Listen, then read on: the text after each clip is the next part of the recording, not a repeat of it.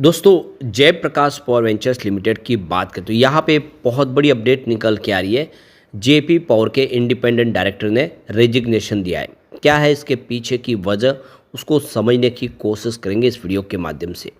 दूसरी तरफ वेदांता ग्रुप ने जेपी एसोसिएट लिमिटेड को खरीद लिया है बोली लगा के 17,000 करोड़ में, और अब वो जेपी पावर के अंदर भी बोली लगा रहे हैं। यानी जेपी पावर के अंदर जो बाकी की हिस्सेदारी है वो भी खरीदने की तैयारी कर ली है, लेकिन उनको टक्कर देने की तैयारी कर ली है कोटक अल्टरनेटिव एसेट ने। उन्होंने यहाँ पे काफ़ी बड़ी बोली लगा दी है जेपी पावर के लिए। तो पूरी अपडेट क्या है उसको समझने की कोशिश करेंगे, और क्या आने वाले समय में वेदांता जेपी पावर के पूरी तरह से मालिक बन जाएंगे, क्या उनके पास 51% की हिस्सेदारी आ जाएगी, समझने की कोशिश करेंगे। इस समय JP power profit making company है और इस वजह से बहुत सारे इन्वेस्टर इसको खरीदना चाहते हैं। यहाँ पे अदानी पावर ने भी बोली लगाई है। क्या अदानी पावर इसका अधिग्रहण कर पाएगा, समझेंगे इस वीडियो के माध्यम से। लेकिन फ्रेंड्स उससे पहले अगर आप पहली बार हमारे चैनल पे आए तो चैनल को सब्सक्राइब कर दीजिए, एक बेल आइकॉन दबा दीजिए ताकि जब भी नया वीडियो बने पहला नोटिफिकेशन आपको मिले। वीडियो पसंद आए तो लाइक से जरूर कीजिए।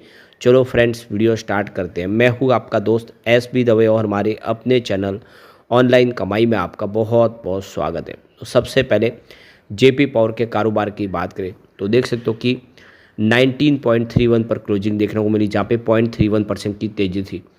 तो शुरुआत पॉजिटिव हुई, उसके बाद में लगभग 20 के आसपास जाता हुआ दिखाई दिया, उसके बाद में फिर थोड़ी सी नीचे आया। वैसे तो आप देख सकते हो कि कल के ट्रेडिंग में 20 तक गया था। अभी फिलहाल ऊपर के लेवल से प्रॉफिट बुकिंग देखने को मिल रही है। अब इसकी हिस्टोरिकल रिटर्न्स को देखें तो पिछले एक महीने में यहाँ पे 0.57% की गिरावट हुई है, यानी लगभग आधा % के आसपास की गिरावट है। पिछले 3 महीनों में 7% की तेज़ी बनी है, जबकि पिछले एक साल में देखें तो 9.75% की तेज़ी देखने को मिली। पिछले एक साल में कोई खास प्रदर्शन नहीं किया है, क्योंकि पिछले दिनों ये 27 तक चला गया था, वहाँ से इसने गिरावट दिखाई है। अब 3 ईयर की बात करें उसने 123% की तेज़ी बताई है, जबकि पिछले 5 सालों में 612% की ज़बरदस्त दौड़ लगाई है। अब यहाँ पे जो बड़ी अपडेट निकल के आ रही है, मिस्टर अनुपम लाल दास जो कंपनी में इंडिपेंडेंट डायरेक्टर के तौर पे है, वो बोर्ड ऑफ डायरेक्टर में सदस्य थे, उन्होंने इस्तीफा दे दिया है। 10 सितंबर 2025 को उन्होंने लेटर दिया है इस्तीफे का। तो इसके पीछे उन्होंने वजह बताई है कि वो अपने कुछ और प्रोफेशनल कमिटमेंट के तौर पे आगे बढ़ना चाहते हैं, जिसकी वजह से यहाँ पे वो इस्तीफा दे रहे हैं। इसके अलावा उन्होंने जो बोर्ड के अंदर कमेटी में वो सदस्य के तौर पे थे, उन्होंने सब जगह पे इस्तीफा दे दिया है, जिसमें आप देख सकते हो कि वो यहाँ पे कॉरपोरेट सोशल रिस्पॉन्सिबिलिटी कमेटी के अंदर एज ए चेयरमैन थे, और नॉमिनेशन और रेम्यूनरेशन कमेटी के अंदर भी मेंबर थे, तो वहाँ पर भी उन्होंने इस्तीफा दे दिया है। तो देख लो कि 10 सितंबर को ये इस्तीफा हुआ है, और इसके पीछे कोई बड़ी और वजह नहीं बताई गई है। रीज़न है उन्होंने अपने पर्सनल रीज़न, कई उनके और कमिटमेंट की वजह से उन्होंने ये फैसला लिया है, जिसकी जानकारी दे दी गई है। अब यहाँ पे एक जो बड़ी अपडेट और निकल के आ रही है, जेपी पावर को भी अब वेदांता ग्रुप खरीदना चाहता है, और उनकी नज़र है फिलहाल जेपी पावर के ऊपर। तो माइनिंग किंग वेदांता लिमिटेड के अनिल अग्रवाल अब जेपी पावर पे पूरा नियंत्रण पाना चाहते हैं, और इसके लिए जो अतिरिक्त हिस्सेदारी है उसके लिए भी बोली लगाने की उन्होंने तैयारी कर ली है। ये सौदा अगर होता जाता है तो जयप्रकाश पावर वेंचर लिमिटेड में वेदांता की हिस्सेदारी 24% होगी। तो देख सकते हो कि भारी लॉस में डूबी हुई जेपी एसोसिएट की ये एक प्रॉफिट मेकिंग कंपनी है जेपी पावर लिमिटेड, और वेदांता ग्रुप चाहता है कि पूर्ण मालिकाना हक कंपनी पे हो जाए कंपनी का।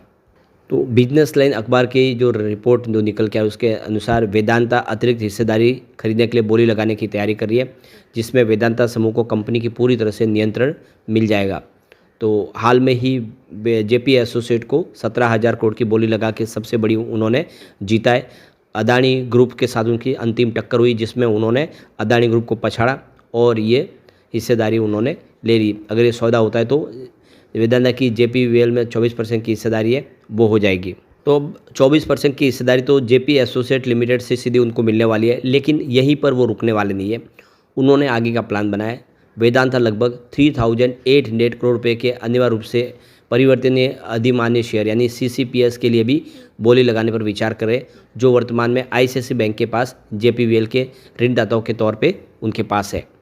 एक बार परिवर्तित होने पर ये सीसीपीएस 25% अतिरिक्त हिस्सेदारी में तब्दील हो जाएंगे, जिससे वेदांता की हिस्सेदारी लगभग 49% हो जाएगी, यानी 24% की हिस्सेदारी उनको जेपी एसोसिएट से डायरेक्ट मिल जाएगी, और बाकी की 25% हिस्सेदारी है वो आईसीआईसीआई बैंक और ये दूसरे जो लैंडर्स हैं उनके पास उनको प्राप्त होगी।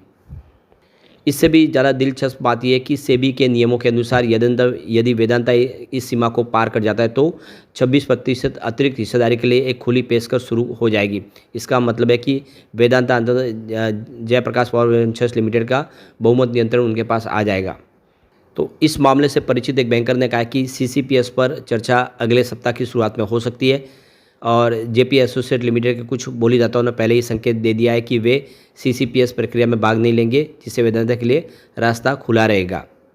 बाजार पे नज़र रखने वालों का कहना है कि ये सौदा एक बड़ा बदलाव ला सकता है। बिजनेस लाइन अंग्रेजी अखबार के मुताबिक जेएल की बिजली, सीमेंट और रियल एस्टेट कंपनियों के वेदांता को भारी फायदा हो सकता है। हालांकि वेदांता ने अभी तक कोई भी टिप्पणी नहीं की इस मामले को लेकर। तो Jaiprakash power ventures limited company profit में चल रही है। 2019 में लोन को सही तरीके से रिस्ट्रक्चर किया गया था, जिसके तहत जो करदाता थे उनको 3800 करोड़ मूल्य के सीसीपीएस जारी किए गए थे। आज भी वो लाभ में ही है। तो कंपनी कुछ पुराने बोझ से भी जूझ रही है। इसने पहले अपनी मूल कंपनी जेएल की ओर से भारतीय स्टेट बैंक को $15 करोड़ यानी लगभग 1240 करोड़ रुपीज़ की कॉर्पोरेट गारंटी भी दी हुई है। यानी एक तरह से देखें तो ये 1240 करोड़ रुपये इनको चुकाने होंगे स्टेट बैंक ऑफ इंडिया को, क्योंकि इन्होंने कॉर्पोरेट गारंटी दी थी जेपी एसोसिएट लिमिटेड के लिए। तो जेपी एसोसिएट लिमिटेड के खिलाफ अब दिवालिया प्रक्रिया शुरू हो चुकी है और यहाँ पे देख सको कि जेपीएल ने समाधान पेशेवर के समक्ष दावे दायर किए हैं, जिन्हें आंशिक रूप से स्वीकार कर लिया गया है। तो वेदांता अगर इस बोली को जीत लेती है तो पावर सेक्टर में उनकी स्थिति और मजबूत हो जाएगी और एक प्रॉफिट मेकिंग कंपनी उनके नाम पे हो जाएगी। वैसे उनकी राह में सबसे बड़ा जो रोड़ा है वो है कोटक अल्टरनेट एसेट कंपनी। तो कोटक अल्टरनेट्स ने यहाँ पे 7,400 करोड़ रुपये की जयप्रकाश पावर वेंचर्स लिमिटेड के लिए बोली लगाने की तैयारी कर ली है।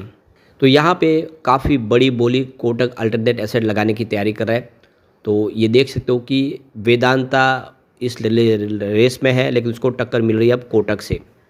तो कोटक का जो ऑफर है उसमें 3,805 करोड़ के जो सीसीपीएस है, जो लैंडर्स के पास है, आईसीआईसीआई बैंक का ग्रुप है उनके पास, और 3,600 करोड़ रुपीज़ का कंपनी पे कर्ज है, वो सारा एक मुश्त कंपनी देने को तैयार है और उसके बदले में कोटक अल्टरनेट्स को 25% की स्टेक मिल जाएगी जेपी पावर की, और उसके बाद में वो 24% की ओपन ऑफर भी ला सकते हैं।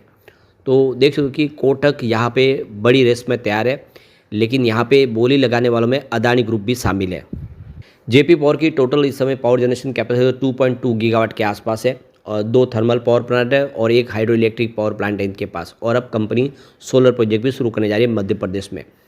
तो अब आप देख सकते हो कि यहाँ पे वेदांता लिमिटेड, कोटक अल्टरनेट, इसके अलावा अदानी पावर और ओक ट्री बिड दे रहे हैं जेपी पावर के लिए। तो रेस बहुत मजबूत हो रही है। देखना होगा कि किसके नाम पे जेपी पावर कंपनी होती है, तो ये आने वाला समय बताएगा। लेकिन यहाँ पे एक बात है कि जेपी पावर को जल्द ही नया अब मालिक मिल सकता है। लेकिन फ्रेंड्स, कोई भी इन्वेस्टमेंट करने से पहले अपने फाइनेंशियल एडवाइज़र से एडवाइस ले लें या अपना खुद का रिसर्च करें, क्योंकि मैंने वीडियो आपके एजुकेशनल पर्पज़ के लिए ही बनाया। वीडियो पसंद आए तो लाइक से जरूर कीजिए और चैनल को सब्सक्राइब कर दीजिए। Thank you friends.